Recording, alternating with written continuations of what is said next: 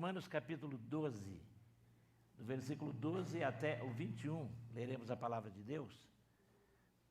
Pode acompanhar em casa aqui, o texto está sendo colocado na tela. E a palavra de Deus diz: alegrem-se na esperança, sejam pacientes na tribulação e perseverem na oração. Ajudem a suprir as necessidades dos santos, pratiquem a hospitalidade. Abençoem aqueles que os perseguem, abençoem e não amaldiçoem. Alegrem-se com os que se alegram e chorem com os que choram. Tenham o mesmo modo de pensar de uns para com os outros. Em vez de serem orgulhosos, sejam solidários com os humildes. Não sejam sábios aos seus próprios olhos. Não paguem a ninguém mal por mal. Procurem fazer o bem diante de todos. Se possível, no que depender de vocês, vivam em paz com todas as pessoas. Meus amados, não façam justiça com as próprias mãos, mas deem lugar à ira de Deus, pois está escrito: a mim pertence a vingança, eu é que retribuirei, diz o Senhor. Façam o contrário. Se o seu inimigo tiver fome, dê-lhe de comer. Se tiver sede, dê-lhe de beber, porque fazendo isto, você amontoará brasas vivas sobre a cabeça dele. Não se deixe vencer pelo mal, mas vence o mal com o bem. Obrigado, Senhor Deus, por tua palavra que é viva e eficaz. E agora continue a nos falar, já tem nos falado por canções, pela palavra já lida também, e pedimos que continue, Senhor, e que com atenção não apenas ouçamos, mas pelo poder do Teu Espírito, coloquemos em prática os Teus ensinos. Em nome de Jesus, amém.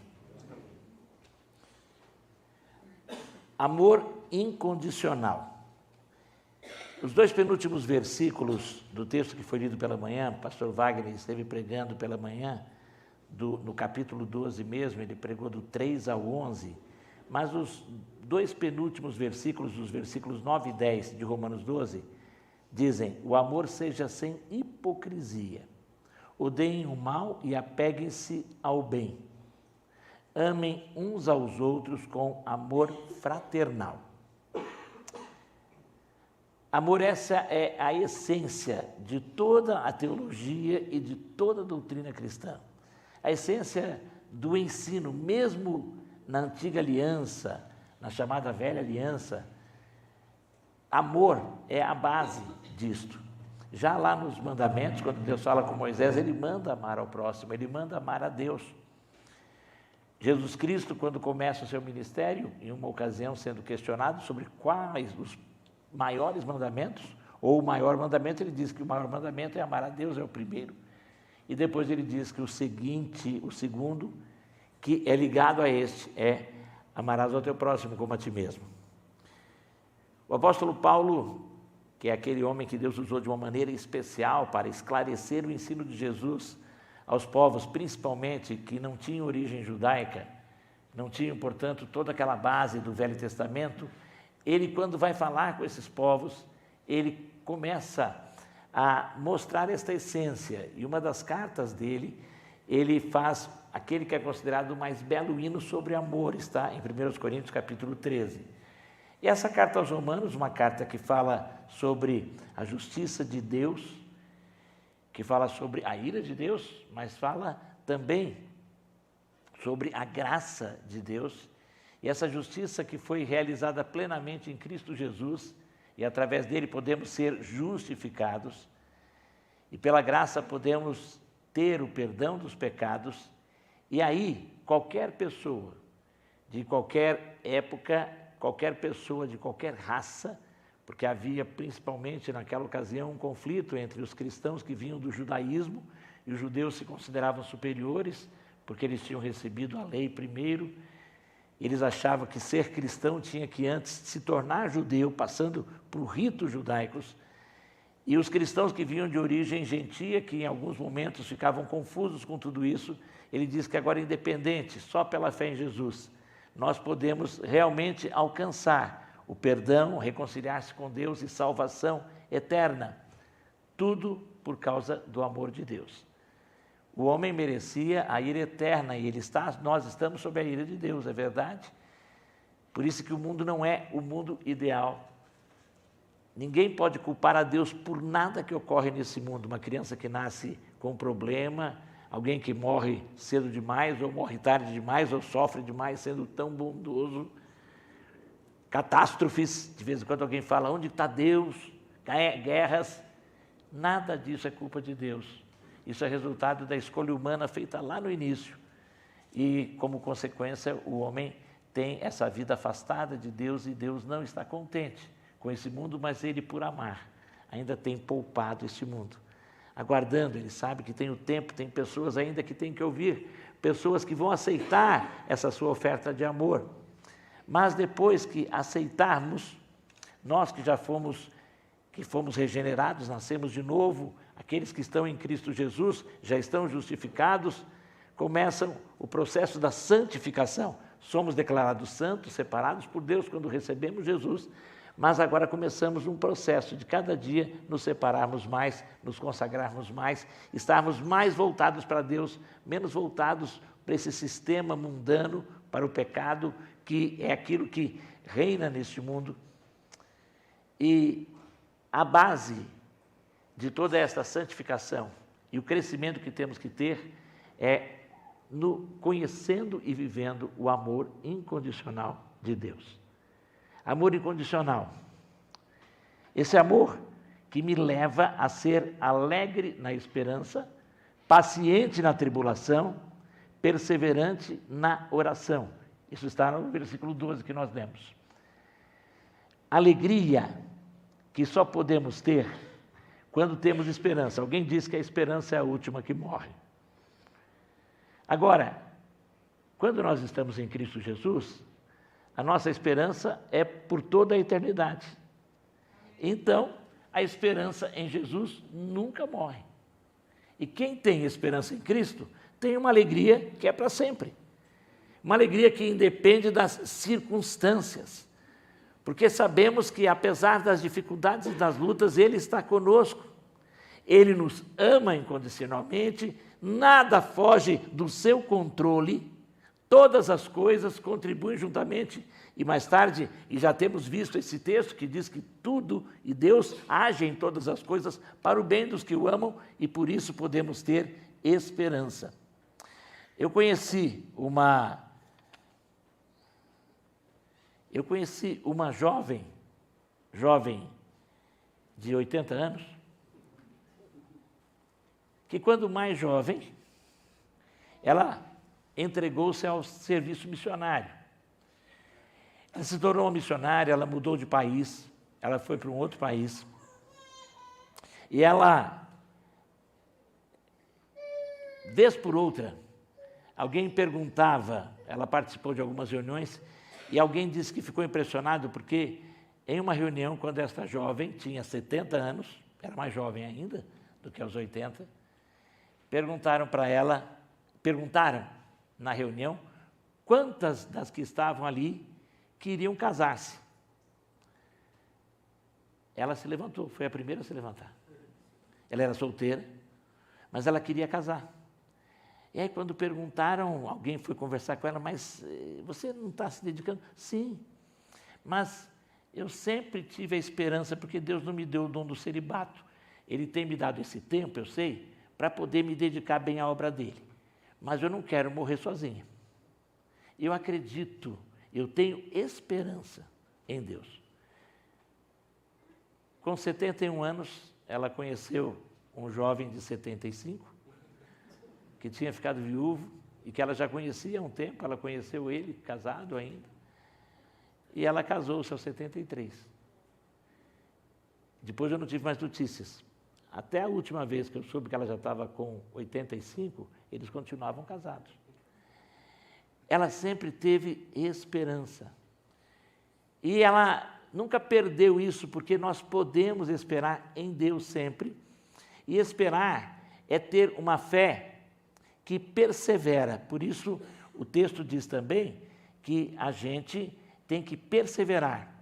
Mas é possível, quando você persevera, você consegue ser paciente e suportar até a tribulação ao desenvolver uma vida de oração.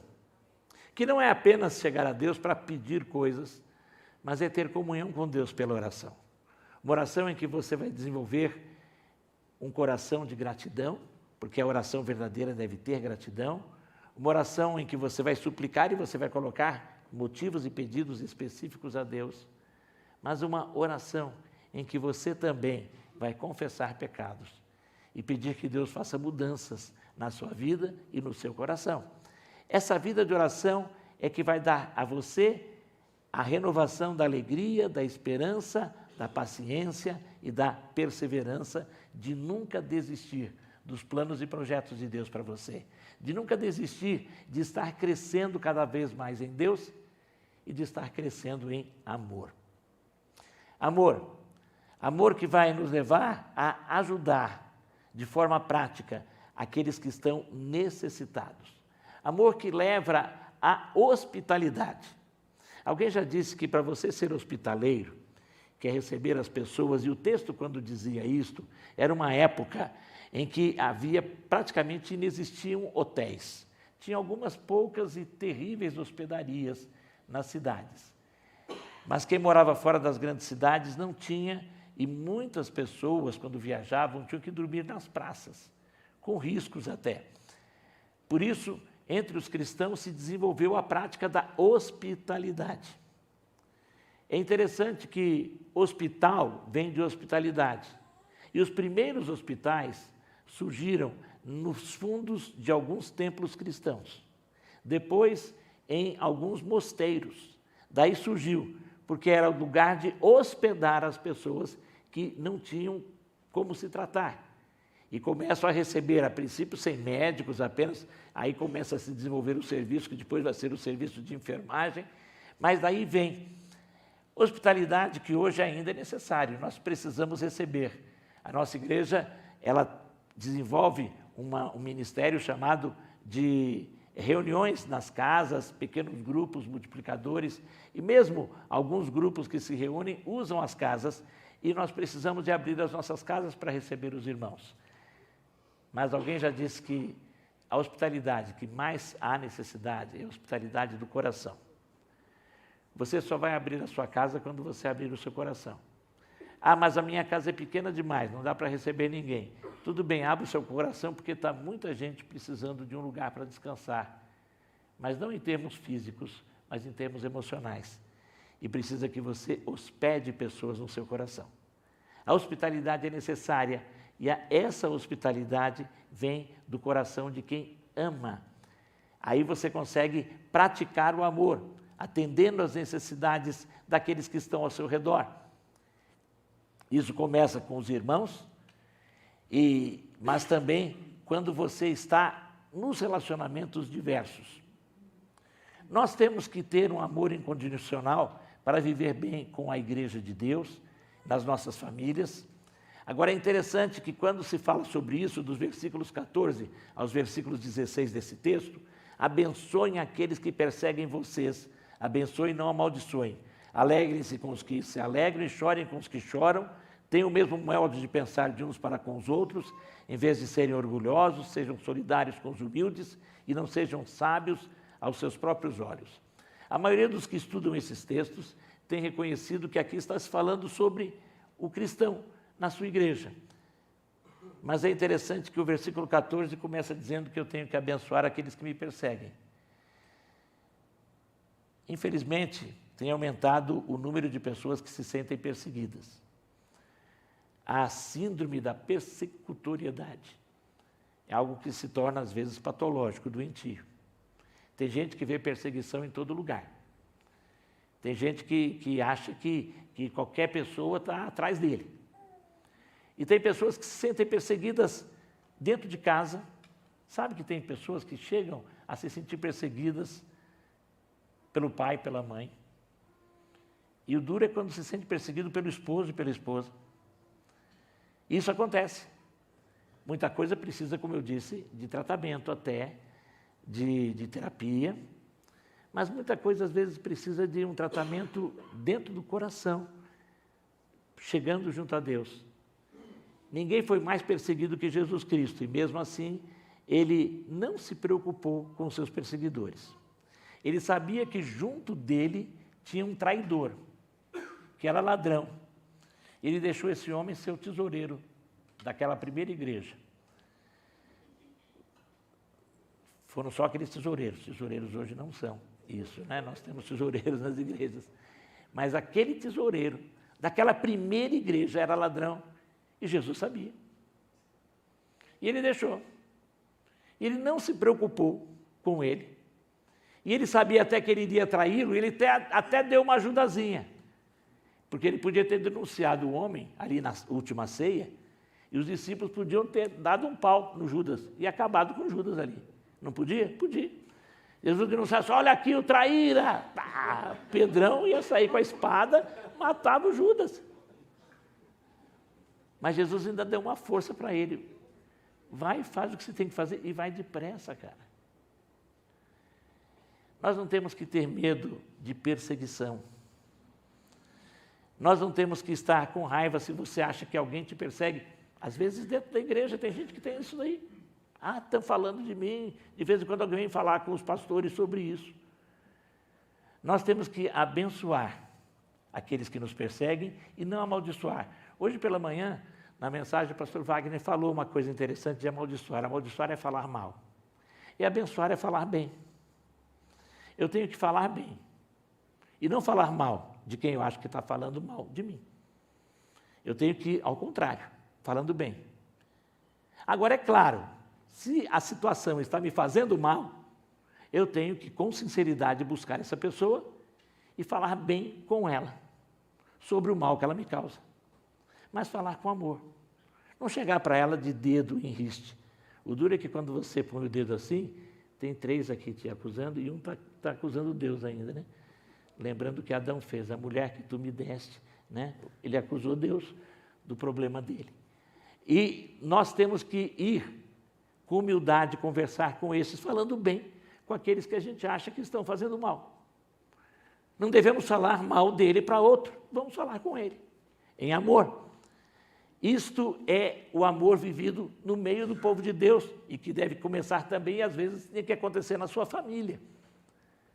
Eu sei de problemas e acompanhei uma vez uma situação que envolvia 2 cunhados e estavam ali parando de se falar, atrapalhando até as festas de final de ano lá que todo mundo tinha que se reunir e um cunhado começou a dizer que estava ficando doente, ficou doente 2 anos, bem na época da festa, para não poder encontrar com todo mundo.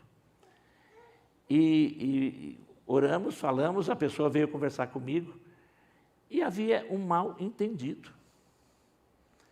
Quando sentaram em espírito, os 2 se diziam cristãos, e o Senhor abençoou, porque foram falar bem para resolver o mal. Então, abençoar e não amaldiçoar. E o texto prossegue também, dizendo que nós temos que nos alegrar com os que se alegram e chorar com os que choram. Uma coisa que eu descobri, sabe que eu tenho uma facilidade, é mais fácil para mim chorar com quem chora. Ah, porque quando alguém está chorando, a gente chora. Chorou perto de mim, eu choro também. E tal, eu fico emocionado. Agora, eu tenho um problema que é meu, eu vou confessar, fazer uma confissão pública, de vez em quando eu faço, hoje é dia de confissão, é ceia do Senhor.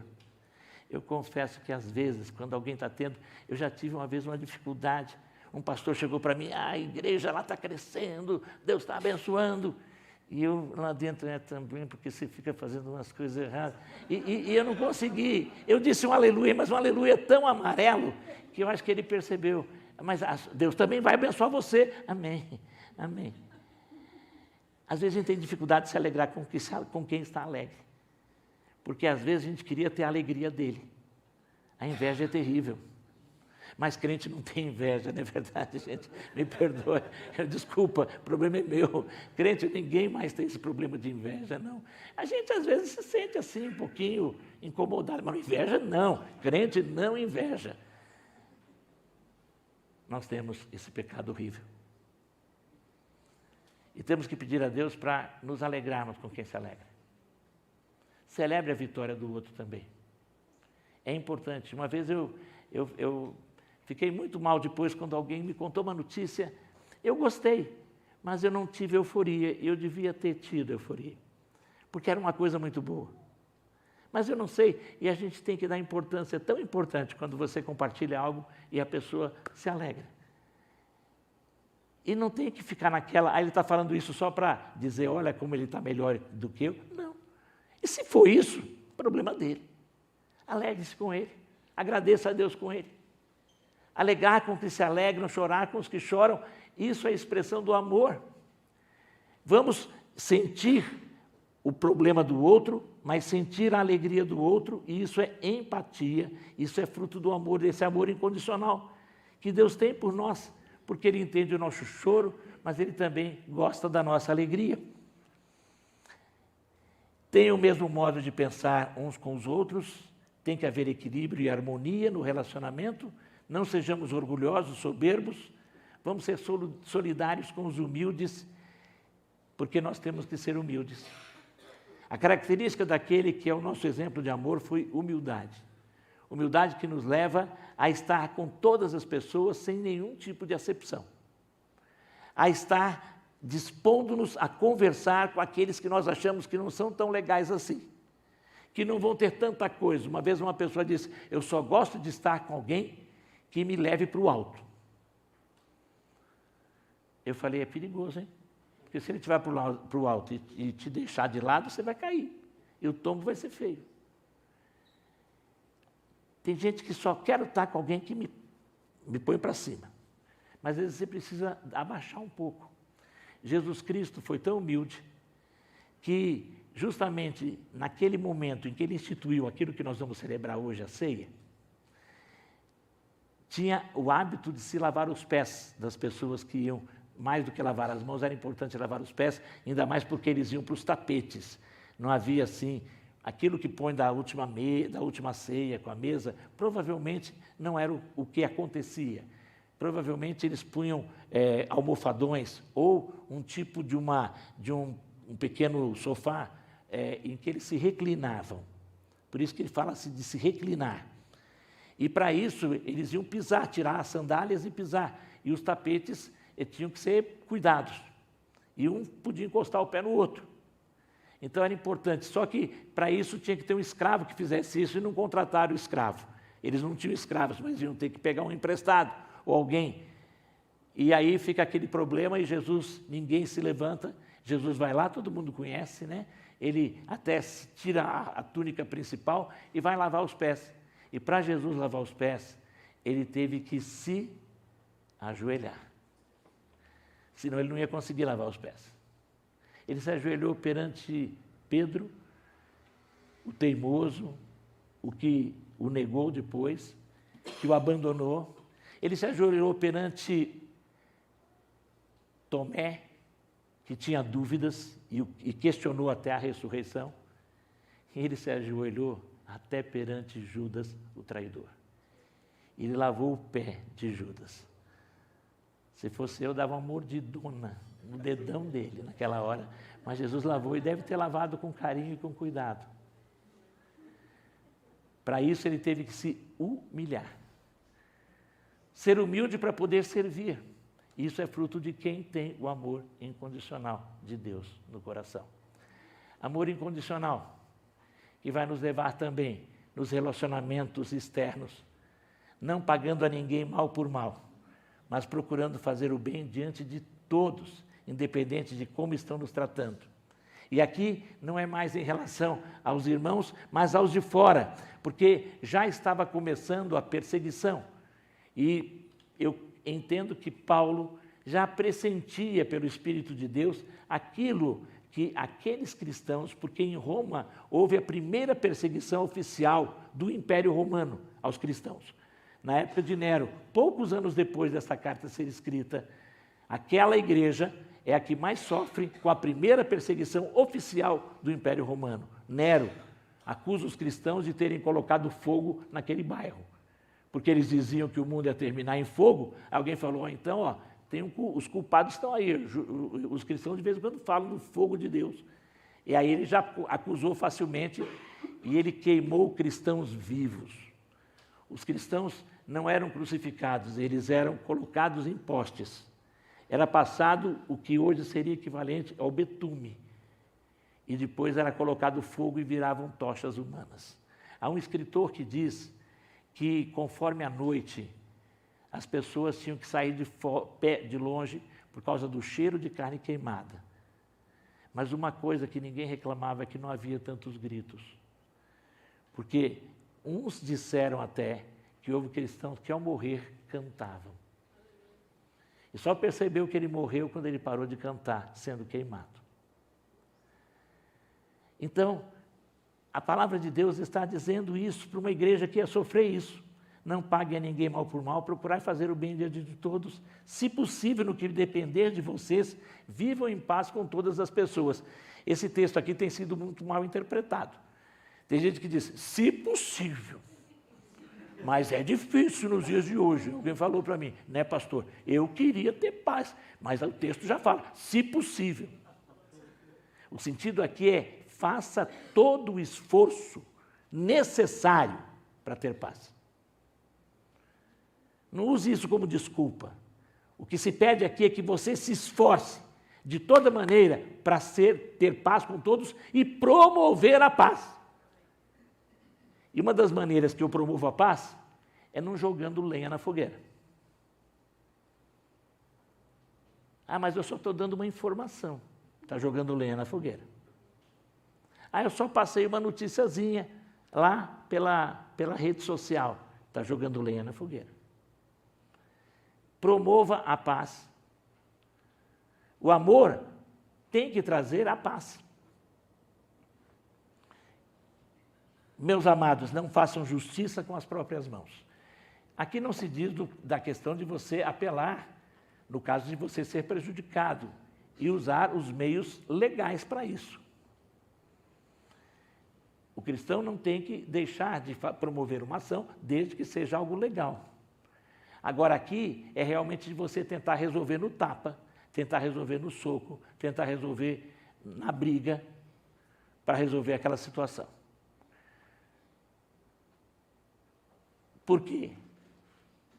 Dê lugar à ira de Deus, não dê lugar a sua... Aqui tem umas traduções que tá, dê lugar à ira, mas o sentido aqui é dê lugar à ira de Deus. Entrega para Deus. Deus é que vai resolver, Ele é o justo juiz. Às vezes você não está entendendo a situação e muitas vezes, nós nos precipitamos em algumas atitudes. Por isso, o texto continua.